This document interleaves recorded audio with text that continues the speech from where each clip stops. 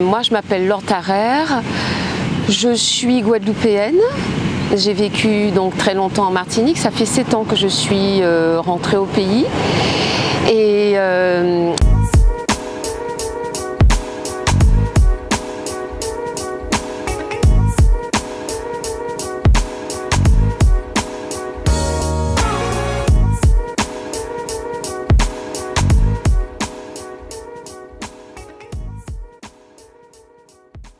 alors, mon enfance. J'ai eu une enfance, on va dire, relativement tranquille. C'était plutôt le foyer de mes parents qui n'était pas très tranquille. Donc du coup, mes parents ont divorcé quand j'avais 10 ans. Et on va dire qu'à partir de ce moment-là, les choses ont complètement changé pour moi. C'est-à-dire qu'on était dans un univers, on va dire, relativement confortable, même très confortable. Et quand ma mère s'est retrouvée seule à nous élever tous les deux, eh bien ça a été un autre univers. Et justement, à partir de cet univers-là, je crois qu'il y a quelque chose qui s'est passé en moi. Je ne vais pas dire que ça m'a choquée, c'est pas le mot choquée, mais c'est comme si brutalement, à l'âge de 10 ans, j'ai commencé à prendre connaissance des affres, des difficultés de la vie, du fait que la souffrance pouvait être là et qu'au bout d'un moment, on ne pouvait plus faire semblant, quoi. Donc j'ai eu le sentiment à l'âge de 10 ans d'avoir pris 20 ans parce qu'il fallait comprendre, il fallait soutenir ma mère, il fallait pas la décevoir parce qu'elle avait déjà tellement souffert et qu'elle était en train de reconstruire. J'aime pas tellement ça, reconstruire. Enfin, disons qu'elle entamait une autre partie de sa vie. Alors qu'elle était encore très jeune quand elle a divorcé, elle avait 37 ans. Et donc effectivement, à partir de mes 10 ans, je suis devenue quelqu'un d'autre. J'ai commencé à avoir une réflexion sur la vie, des analyses. Et d'ailleurs, c'est vraiment à partir de ce moment-là que je vais commencer régulièrement ou de temps en temps, ça dépendra des moments, à écrire ce que je pense, ce que je ressens, ce que toute cette histoire a eu comme impact sur moi. Voilà. Alors j'ai eu un bac littéraire tout d'abord, ensuite je suis allée faire des études de lettres modernes en Martinique, une licence de lettres modernes, j'ai commencé une maîtrise de français langue étrangère et j'ai fait une formation d'attaché de presse et de communication interne aux entreprises pendant une année. Donc c'était une formation, il y avait les formateurs qui venaient nous voir, donc c'était une formation d'une année, une formation donc diplômante. Et puis après, je suis devenue professeure de lettres, ce que je suis jusqu'à aujourd'hui. Voilà, c'est ça un petit peu mon cursus. Et c'est vrai que la littérature, c'est quelque chose qui me passionne. Souvent on me demande, est-ce que j'ai fait lettres par défaut? Non, j'aimais véritablement cela. C'est pas parce que je n'aimais pas les maths. Alors oui, c'est vrai que je n'ai jamais été bonne en maths ni quoi que ce soit, mais j'avais véritablement un amour de la littérature. Donc c'est pas un hasard que je sois devenue prof de lettres. Et en plus, j'aime le fait de partager les connaissances, d'être en contact avec les élèves. C'est vraiment quelque chose qui me passionne. Alors en fait, comment je suis amenée à écrire? Alors, comme j'ai dit tout à l'heure, à l'âge de 10 ans, suite au divorce de mes parents, je vais commencer à écrire des réflexions, mes analyses, mes observations sur la vie, puis après, ça s'arrête. À l'âge de 20 ans, je vais commencer aussi à analyser un petit peu ma société. Mais très souvent, ça va être aussi lié à des choses personnelles, des événements dans ma vie. Alors, je suis tombée l'autre jour sur un cahier de fac, de mes cours, mais dans lesquels j'ai retrouvé des textes parce que à un moment, j'avais eu un lambé, comme on dit, un chagrin.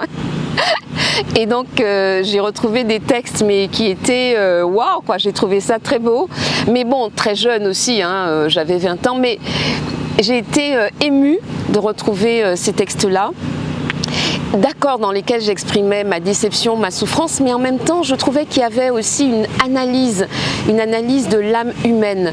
Donc je crois que ce qui motive très souvent mon écriture jusqu'à aujourd'hui, c'est non seulement mon regard sur la société, mais aussi une introspection. Comment fonctionnent les êtres humains à l'intérieur ? Qu'est-ce qui fait que finalement on est amené à avoir telle ou telle attitude? Pourquoi faisons-nous tel ou tel choix? Pourquoi par exemple nos émotions nous font-elles peur à ce point? Pourquoi on a tendance à les refouler?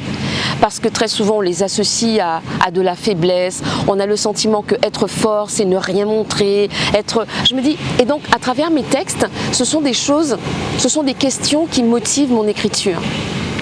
Mais je constate, c'est triste ou c'est heureux, je ne sais pas, que je n'arrive pas à écrire quand je suis extrêmement joyeuse et heureuse.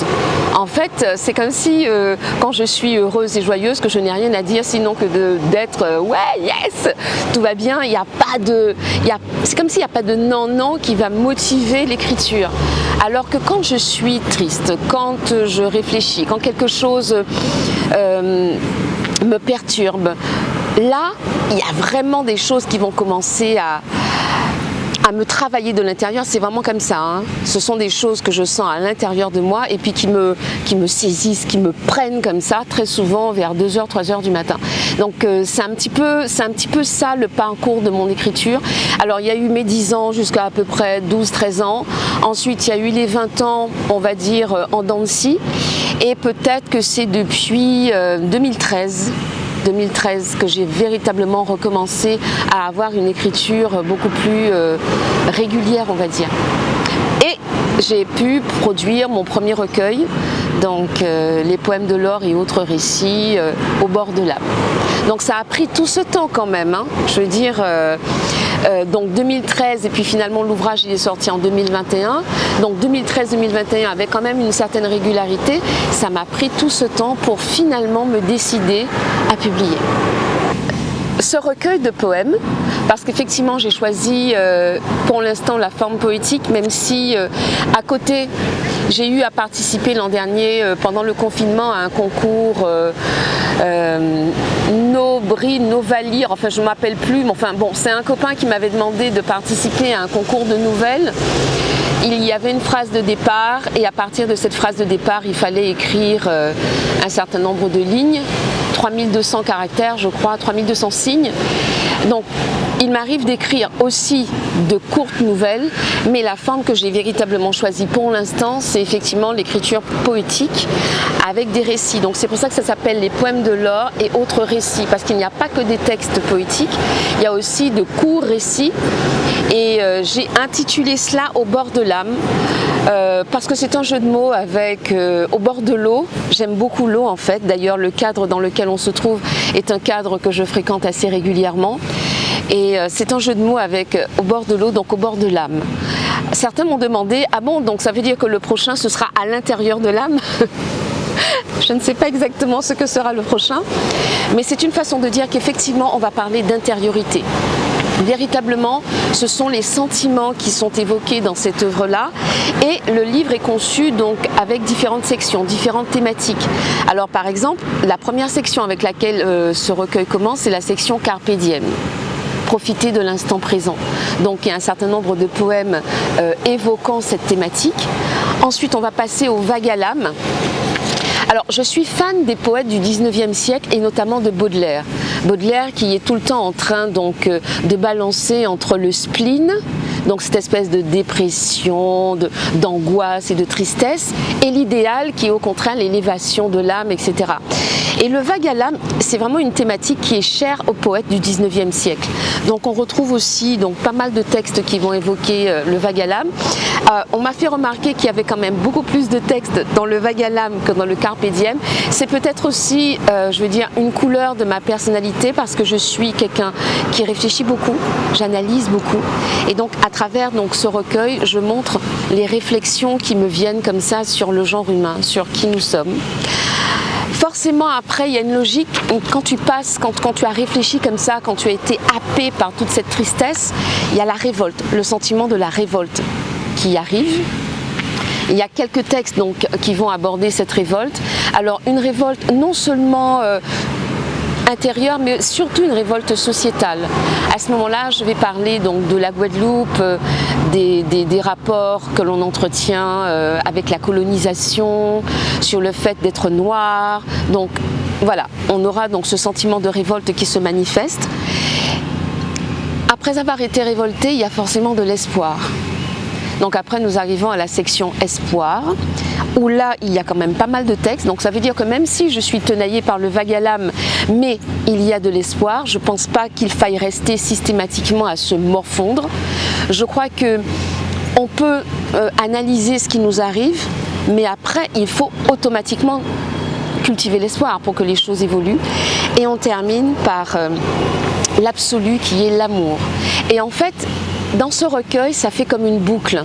L'amour nous ramène, quand on aime, quand on s'aime soi d'abord et quand on aime les autres, quand on aime sa société, etc. Même si dans l'amour, il peut y avoir des déceptions, mais finalement, après, on revient à carpe diem, c'est-à-dire cultiver l'instant présent. Donc en fait, dans ce recueil, il y a une boucle. On va se balader à travers les différents sentiments qu'un être humain enfin tous les sentiments qui peuvent traverser un être humain. Voilà, c'est pour ça que j'appelle cela une sorte de balade poétique. Alors non pas qu'on tourne en rond, mais finalement c'est le cercle de l'existence. C'est véritablement cela. Alors on sait qu'un cercle n'a pas de fin. On va me dire oui, mais quand même la vie, elle a un début, elle a une fin. Oui, la vie physique. Mais je crois que peut-être notre âme a une autre vie qui finalement, elle, ne s'arrête jamais. Donc voilà ce que l'on peut trouver dans ce recueil Au bord de l'âme, les sentiments et aussi un éloge à ces sentiments. Aussi une écriture féministe. Pourquoi? On m'a fait la remarque que les participes passés étaient souvent en « et eux » ou « is ». Moi j'ai répondu « et pourquoi pas ?» Quand on a un ouvrage où ça se termine par « et » accent aigu ou « is », je crois que personne n'a jamais posé la question « ah mais oui, mais est-ce que les femmes peuvent se reconnaître dedans ?» Je suis aussi une féministe et je me dis que le langage n'est pas innocent. C'est à partir du XVIIe siècle que l'on a masculinisé un certain nombre de mots. Par exemple, au XVIIe, le mot « autrice » existait. Après, il va disparaître. Donc moi, dans ce recueil, je m'exprime en tant que femme, mais j'estime que c'est aussi universel. Ça ne s'adresse pas qu'aux femmes, ça s'adresse au genre humain. Et le genre humain peut être aussi féminin. Pourquoi pas? Voilà. Je suis quelqu'un de particulièrement sensible, enfin je dis particulièrement, je pense que comme tout le monde, mais je crois que pendant des années, j'ai eu presque honte de cette sensibilité. Par exemple, quand je parle, j'utilise souvent les hyperboles, je fais « waouh, mais c'est génial !» ou alors je fais « mais c'est affreux !» Et on me dit « ouais, mais tu es toujours dans des excès !» Et en fait, c'est pas des excès, je n'arrive pas à être tiède dans ce que je ressens, je n'arrive pas à dire « ouais, bof !» Non, c'est pas moi. Donc, il y a cette sensibilité à fleur de peau qui fait que les événements me touchent véritablement. Je n'arrive pas à me dire par exemple que c'est normal qu'il y ait des riches très très riches qui ne cessent de s'enrichir et des pauvres très très pauvres qui ne cessent de s'appauvrir, et je n'arrive pas à me dire c'est normal, c'est comme ça, alors je suis pas riche mais je suis pas pauvre non plus, donc c'est super. Non, j'avoue que la condition humaine, et c'est pour ça que j'ai aimé ce roman de Malraux, la condition humaine m'interpelle. Je voudrais, et c'est pour ça aussi que je suis engagée par exemple dans un mouvement féministe, je voudrais véritablement que notre société soit beaucoup plus égalitaire, soit beaucoup plus équitable. Je trouve que c'est totalement, ça n'a aucun sens de croire que c'est normal que des gens ne puissent pas avoir une jolie maison, qu'ils ne puissent pas habiter un beau quartier. Je trouve terriblement choquant quand les gens me disent écoute Laure, c'est normal, il y a des gens qui travaillent et c'est normal qu'ils aient plus. Non, en fait, qu'on travaille et qu'on ait des choses, oui, mais les autres qui travaillent aussi, pourquoi ils ne peuvent pas avoir des choses qui seraient agréables? Pourquoi par exemple faire des quartiers cheap, vraiment assez bof, assez moche, en se disant ça va correspondre à un certain type d'individu? Ça n'a pas de sens. Et je ne sais pas qui a décrété ça un jour, mais ça n'a pas de sens. Alors quand on me dit oui, mais c'est comme ça de tout temps, moi je me dis que justement, à travers mon passage sur Terre, je fais ma part de colibri. Si jamais je peux contribuer à faire en sorte que par exemple les gens prennent conscience que quelque chose n'est pas normal. Je suis enseignante, donc avec mes élèves, j'essaie à travers l'étude de textes, j'essaie de les sensibiliser justement au sort de l'existence, au genre humain. Pourquoi brutalement on a décidé que le fait d'être noir signifiait qu'on était inférieur? Pourquoi? quoi? Sur quoi cela repose-t-il? Moi, je milite aussi pour que les connaissances soient correctement donc distillées, enseignées à la jeune génération. Parce que plus les gens sont mal formés et plus les inégalités vont subsister. Plus on va admettre qu'effectivement c'est normal qu'une personne d'une autre couleur soit maltraitée, c'est normal qu'une femme soit maltraitée, plus on est... moins on est donc instruit, enfin je veux dire, moins on a accès à certains types de connaissances et plus finalement on est nourri par des préjugés. Et on sait aujourd'hui le poids des préjugés sur nous, personnes donc de couleur comme on dit, personnes noires, sur moi en tant que femme, je sais ce que ça veut dire. Alors quand je dis ça, on me dit ouais mais t'es quand même pas une femme afghane. Tu n'es pas une femme en Inde qui ne choisit pas sa destinée, à qui on impose un époux. Je dis oui, d'accord, mais par exemple, aujourd'hui en Guadeloupe, combien de femmes s'expriment sur des sujets? Combien dans les médias ont la possibilité de pouvoir parler de qui elles sont, de ce qu'elles font? Alors oui, il y a de plus en plus de femmes qui sont dans un empourvoiement, qui prennent le pouvoir, mais finalement combien? Une fois qu'on ouvre sa télé, si jamais on devait faire un calcul, 90%, alors peut-être pas autant, mais en tout cas 70% des personnes que l'on voit sont des personnes du sexe masculin. Quand on prend un livre, les 3/4 des livres que nous lisons sont des livres écrits par des auteurs et non pas par des autrices.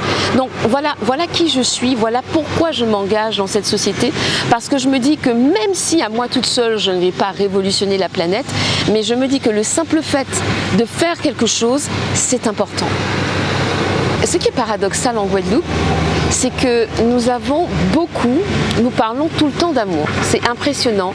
Je veux dire que nos chansons dans le zouk, Zouk Love déjà, donc nous sommes toujours en train de parler d'amour.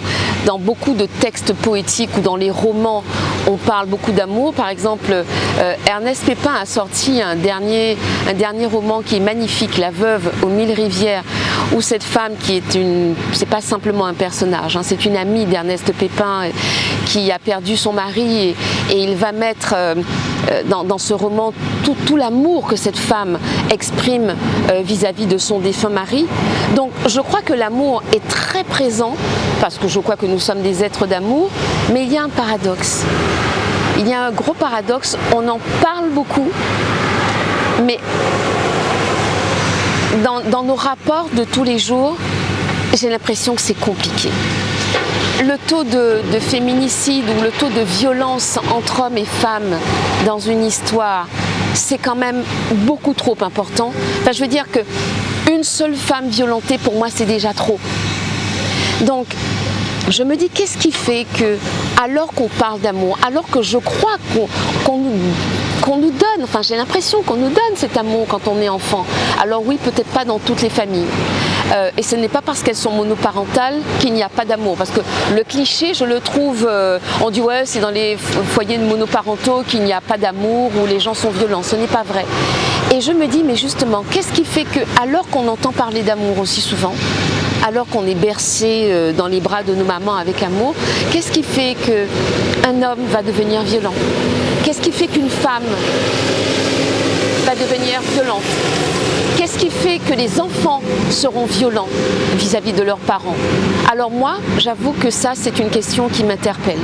Donc en Guadeloupe, dans nos rapports humains, il y a un gros paradoxe. Dans les différents mouvements politiques que j'observe, pareil, on appelle le peuple guadeloupéen à être solidaire, c'est Yonalot, etc. Et alors pourquoi on ne valorise que nos amis? Moi, dans ma philosophie de vie, je n'ai pas besoin de connaître quelqu'un pour le mettre en avant. Par exemple, sur ma page Facebook, dès lors que je vois que quelqu'un fait quelque chose de bien et il capote mon nef va pays là, si c'est quelque chose qui va donner une plus-value à la Guadeloupe, je vais partager, je vais dire bel rouleau, bravo, bamoun lassa. Parce que je me dis que c'est ça qu'il faudrait faire, c'est valoriser toutes ces personnes qui apportent quelque chose au pays. Eh bien, je me rends compte que dans différents partis politiques, où là encore il est question d'amour, nous soutiennent-nous, etc., que là encore, eh bien, je vais constater des paradoxes. Alors, tu es mon copain, tu es mon pote en Kéba Fosla, ou pas en mi en moins, en qui fait consiste au café, pas qu'à exister. Donc je me dis que nous avons des paradoxes, mais je reste, parce que je suis une indécrottable positive, je crois néanmoins que plus on va prendre conscience de qui nous sommes, parce que je crois qu'on est en train de découvrir véritablement qui on est. Pourquoi? Pendant des années, il ne fallait pas parler de notre histoire. Ça fait que 20 ans à peu près qu'on parle de cette histoire-là. Dans les manuels scolaires, il y a ce que l'on appelle de l'adaptation des programmes. Ce ne sont pas tous les enseignants qui parlent de cet aspect-là, qui font l'adaptation des programmes. Je profite pour dire justement que quand je lis sur les réseaux sociaux que oui, on ne connaît pas notre histoire, depuis 10 ans, il y a des manuels. Et ça s'appelle, parce qu'on l'a demandé ici, il y a l'adaptation des programmes. La question, c'est pourquoi de nombreux professeurs d'histoire et de géographie ne font pas cette adaptation-là, n'abordent pas cette question donc de l'esclavage, des répercussions, de la colonisation, du bumidum. Je crois qu'il faut pouvoir comprendre, parce que j'ai l'impression qu'on ne sait pas encore totalement qui on est. Et quand on ne sait pas véritablement en fondal qui on est, alors on est traversé par des choses paradoxales. Quand tu sais qui tu es, rien ne peut pas brûler, rien ne peut pas bouleverser. Pourquoi? Parce que oui, je suis issue de toute cette histoire-là. Je fais en sorte de la connaître. Parce que quand on me dit « ouais, il faut dépasser ça », tu ne peux pas dépasser ce que tu n'as pas rencontré. Et je me dis qu'il faut aller à la rencontre de cette histoire, mais chez les plus jeunes, il faut que ce soit nous, les enseignants, qui allions vers eux avec cette histoire-là, afin qu'ils sachent qui ils sont. Ils sont des êtres humains comme n'importe quel être humain et non pas des sous-genres de l'humanité. Et c'est peut-être ça, je pense, qui génère ces espèces de paradoxes et parfois cette espèce de violence latente. Je crois aussi que, en tout cas moi je me situe comme ça, un peu comme Mathieu Gama qui a fait son ouvrage « Le jour où les Antilles feront peuple ». Je n'attends pas d'être validée par la France. Non, je me valide moi. Et c'est pour ça que moi je développe cet esprit de Yonalot, parce que je me dis que c'est entre nous qu'on doit se valider. Mais je n'ai pas besoin que l'ancienne puissance coloniale puisse venir me dire « Ah bravo petite Laure, ce que tu fais c'est bien ». Non. Je me dis apprenons à nous valoriser entre nous, apprenons à nous valider entre nous-mêmes. Et c'est pour ça aussi que j'admire Christian Lara. Il n'a pas attendu que la France valide son cinéma. Il fait son cinéma. Tu vois ce que je veux dire? Et je me dis que c'est avec cet état d'esprit. Et quand tu penses comme ça, ce que fait l'autre ne te gêne pas. Ton travail, je l'ai trouvé magnifique. Je ne me suis pas dit, ah non, il va prendre la place. Non! Et si chacun de nous faisait cela, je crois que la Guadeloupe serait à un autre niveau, à un autre level. Ça, je le crois véritablement. Parce que pour pouvoir valoriser l'autre, il faut d'abord être en paix avec soi-même. Sinon, on est toujours tenaillé par le fait que quelqu'un prenne notre place. On est toujours tenaillé par le fait que quelqu'un puisse être davantage mis dans la lumière que nous. Non, il y a la lune et il y a le soleil. On a besoin des deux. Voilà. La littérature en Guadeloupe, je trouve qu'elle est très riche. Pourquoi je dis riche? Alors c'est vrai qu'il y a les auteurs classiques que l'on connaît, Simone Schwarzbart, Ernest Pépin, Marie Scondé, Gisèle Pineau, Daniel Maximin, la liste serait encore longue. Mais il y a aussi une nouvelle génération d'écrivains. Donc nous avons par exemple Fola Gadet, Steve Gadet, dont j'adore la plume, surtout son dernier recueil, Cahier d'un retour à moi-même, qui est un recueil de poésie, mais vraiment bien, avec une musicalité, parce qu'on sait qu'il aime bien le rap et tout, donc j'aime beaucoup ses textes. Il y a aussi Mathieu Gama qui a sorti son essai, donc il y a comme ça pas mal de... Il y a aussi, je cite une auteure que j'aime beaucoup, que j'ai découvert récemment, c'est Nadine Corneli, qui a écrit un livre qui s'appelle Le Vieil Arbre, qui est une nouvelle qui est vraiment... qui est une très jolie nouvelle, qui est très agréable. Donc nous avons comme ça donc, de nouveaux écrivains qui sont connus déjà, mais peut-être pas suffisamment. Et nous avons un jeune éditeur, notamment Didier Manette, qui met en avant beaucoup d'auteurs guadeloupéens. Les éditions Nestor aussi, d'ailleurs c'est chez les éditions Nestor que j'ai publié mon recueil. Et on se rend compte que ces auteurs, enfin ces éditeurs-là ont un catalogue d'auteurs incroyable. Je pense qu'il doit y avoir plus d'une cinquantaine de jeunes auteurs. Alors quand je dis jeunes, c'est pas forcément l'âge, hein, mais en termes d'écrivains pas suffisamment encore connus. Je dis une cinquantaine, peut-être même un peu plus que cela. C'est la raison pour laquelle dans une émission littéraire que je fais avec Éclair TV qui s'appelle Préface. Le but de cette émission, justement, c'est de faire connaître davantage nos auteurs caribéens et singulièrement les auteurs de la nouvelle génération. Parce qu'on se rend compte qu'il y a une différence dans les thématiques. Les écrivains de la toute première génération, on va dire, donc qui appartiennent soit au mouvement de la créolité ou soit au mouvement de la négritude, leurs écrits tournent souvent autour donc, de revendications identitaires. Les écrivains de la nouvelle génération, ils ne sont pas spécialement traversés par ces idées-là. Ça va être plutôt des regards sur la société dans laquelle ils vivent. Donc, à travers cette émission, donc Préface, je donne la parole à ces auteurs, je donne la parole, alors quel que soit le genre littéraire, ça peut être le roman autobiographique, ça peut être l'essai, ça peut être la poésie, ça peut être le conte. La dernière émission que nous avons faite donnait la parole à un docteur en cinéma, Guillaume Robillard, et je faisais le lien entre justement notre littérature antillaise qui est mise en film, et on a découvert qu'il y a quelques romans autres que La Rue Cazenègre qui ont justement pu bénéficier d'une adaptation cinématographique. Donc la littérature guadeloupéenne, elle est très riche en ce moment et j'aimerais bien que nous puissions la découvrir davantage. Il y a deux auteurs femmes que j'apprécie beaucoup, qui sont donc plutôt des auteurs internationales ou nationales. Donc c'est Léonora Miano, qui a une écriture très particulière, qui a un concept que j'aime beaucoup, les afropéens. Elle a une écriture à la fois féministe, à la fois qui sort, alors tout en parlant des questions identitaires, mais qui ne se laisse pas enfermer par des questions identitaires. Et il y a aussi Chimamanda Ngozi, notamment avec son roman Americana, qui elle aussi a une écriture, je dirais, féministe, mais aussi une écriture internationale, même si elle parle d'une jeune femme noire qui arrive aux États-Unis et qui va découvrir un petit peu ce que c'est que d'être noire aux États-Unis. Néanmoins, là encore, ce sont des écritures qui sont ouvertes sur le monde.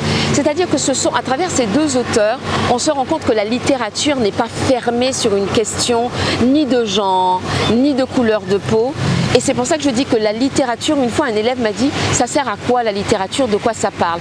La littérature parle de nous, parle des êtres humains, parle de toutes les questions qui nous traversent, nos chagrins, nos joies, nos questions identitaires, nos questions politiques. C'est ça la littérature. La littérature parle de l'homme, de la femme, en fonction du lieu où il se trouve et en fonction donc des idées, de la culture par lesquelles ils sont traversés. Il y a une citation de Simone Schwarzbart que j'aime beaucoup qui ouvre le recueil Pluie, vent, sûreté, lumière, miracle, c'est « Le pays dépend bien souvent du cœur de l'homme. Il est minuscule si le cœur de l'homme est petit. Il est grand si le cœur de l'homme est immense si le cœur de l'homme est grand. » J'adore cette citation. Elle est profonde. Pour moi, elle résume la vie. C'est vrai que nous sommes des Iléens, on vit sur un archipel, nous sommes entourés d'eau et on pourrait dire que puisqu'on est sur un petit territoire, donc on a une petite mentalité. Ce n'est pas vrai.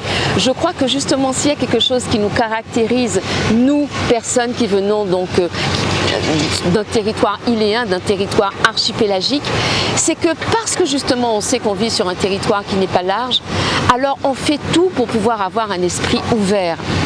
Et quand je vois parfois les querelles que les gens peuvent avoir entre eux ici en Guadeloupe, notamment dans des groupes politiques qui se tirent dans les pattes, alors que l'intérêt, c'est l'intérêt de la Guadeloupe, alors à ce moment-là, je pense très souvent à cette citation donc, de Simone Schwarzbart.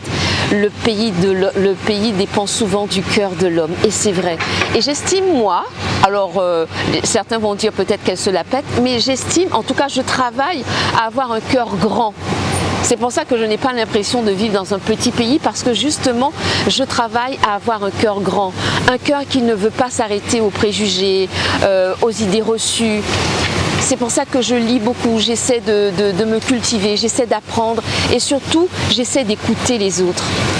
Je dis souvent que la littérature, même si c'est vrai que ce sont des mots couchés sur un papier, mais la littérature en fait elle nous parle. La littérature nous permet justement d'agrandir nos horizons. La culture de manière générale, la littérature, le cinéma, la peinture, les arts. Et très souvent, on se rend compte que quand un gouvernement totalitaire arrive, la première chose à laquelle il s'attaque, c'est la culture. Pourquoi? Parce que justement, la culture, avec tous les arts que contient la culture justement ouvre l'esprit. C'est comme si c'était donc un écartèlement, mais au sens positif du terme. Donc si jamais j'avais quelque chose à recommander, pas simplement la lecture de cet ouvrage, pas simplement cette balade poétique à travers mon univers de sensibilité, j'appelle ça de la réflexion sensible, mais simplement lisez. Et je vais faire un coucou à une dame qui a monté une plateforme d'audio-livres qui s'appelle Madame Manik Siar Titeka. Elle a monté une plateforme qui s'appelle Une voix, une histoire.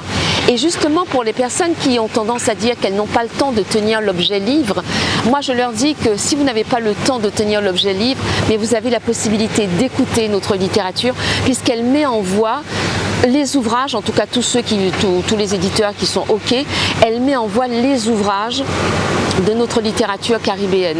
Donc par exemple, on peut retrouver de Lilian Thuram, La pensée blanche, on peut retrouver donc de Mathieu Gama, Le jour où les Antilles feront peuple, on peut retrouver le dernier recueil de Fola, donc Cahier de retour à moi-même, on peut retrouver La veuve aux mille rivières d'Ernest Pépin. Donc en fait, pour tous ceux qui n'ont pas le temps de tenir un livre, pour tous ceux dont la vue baisse, pour les enfants qui sont atteints de dyslexie, ils peuvent écouter la littérature. Aujourd'hui, on a toujours une oreillette, on a toujours donc nos écouteurs.